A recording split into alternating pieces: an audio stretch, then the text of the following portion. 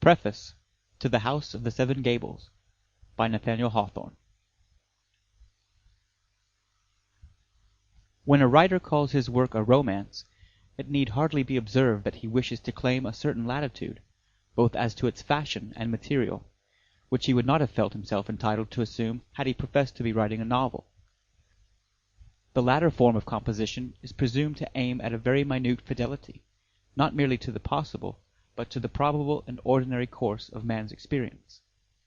The former, while as a work of art it must rigidly subject itself to laws, and while it sins unpardonably, so far as it may swerve aside from the truth of the human heart, has fairly a right to present that truth under circumstances, to a great extent, of the writer's own choosing or creation. If he think fit, also he may so manage his atmospherical medium as to bring out or mellow the lights, and deepen and enrich the shadows of the picture. He will be wise, no doubt, to make a very moderate use of the privileges here stated, and, especially, to mingle the marvellous rather as a slight, delicate, and evanescent flavour, than as any portion of the actual substance of the dish offered to the public. He can hardly be said, however, to commit a literary crime, even if he disregard this caution.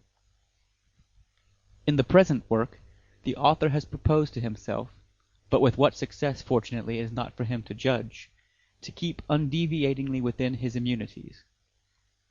The point of view in which this tale comes under the romantic definition lies in the attempt to connect a bygone time with the very present that is flitting away from us.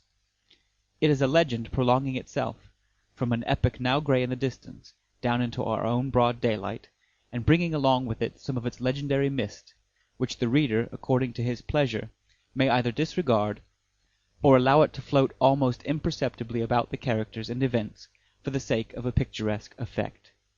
The narrative, it may be, is woven of so humble a texture as to require this advantage, and at the same time to render it the more difficult of attainment. Many writers lay very great stress upon some definite moral purpose, at which they profess to aim their works. Not to be deficient in this particular, the author has provided himself with a moral.